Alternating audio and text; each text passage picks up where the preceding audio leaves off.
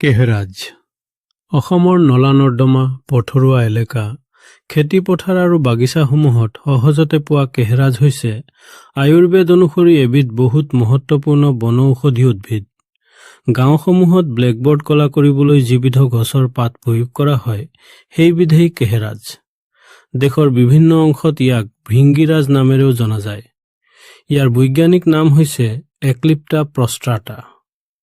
পুৰণি কালৰ পৰাই বিভিন্ন ৰোগৰ চিকিৎসাত ইয়াক ঔষধ হিচাপে প্ৰয়োগ কৰাৰ বিধান আছে।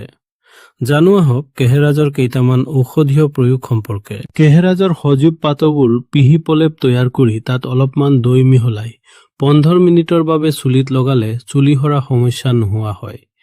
সজীৱ পাত যদি পোৱা নাযায় তেন্তে ইয়াৰ পাতৰ পৰা বনোৱা পাউডাৰো প্ৰয়োগ কৰিব পাৰে। ত্ৰিফলা, নীলগিৰি আৰু কেহৰাজ তিনিটা 1-1 চামুচ মাত্ৰাত লৈ 50 মিলিলিটাৰ পানীত মিহলাই গোটেই ৰাতি এখন লোহৰ কেৰাহীত থৈ দিব লাগে। ৰাতিপুৱা চুলিত লগাই শুকাবলৈ কিছু সময় থৈ দিব লাগে আৰু 15-20 মিনিটৰ পাছত পানীৰে ধুই দিব লাগে।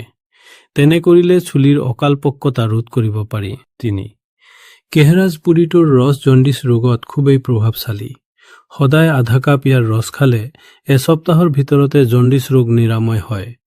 ইয়াৰ বাবে কেহৰাজ পুলিবোৰ প্ৰায় 50 গ্ৰাম মাত্ৰাত লৈ পিহি উলিয়াই 100 মিলিলিটাৰ পানীত মিহলাই খাব লাগে। 4. কেহৰাজৰ পাতৰ ৰস মৌজোলৰ লগত মিহলাই শিশুৰ কাহ হলে খুৱাব লাগে। দিনে কমেও 3 বাৰ প্ৰায় 10 গ্ৰাম পাত পিহি ৰস উলিয়াই শিশুক খুৱাব। 5. যদি কেহৰাজৰ পাতৰ ৰস দাঁতৰ আলুত লগোৱা হয় আৰু ইয়াৰ কিছু মাত্ৰা মূৰত লগোৱা হয় তেন্তে মূৰৰ বিষত আৰাম পোৱা যায়। 6. কেহৰাজৰ পাতৰ ৰস লগাই ছালৰ বহু প্ৰকাৰৰ সংক্ৰমণ ৰোধ কৰিব পাৰি। ইয়াৰ পাতবোৰ পিহি শৰীৰৰ প্ৰভাৱিত অংশসমূহত লগালে আৰাম পোৱা যায়।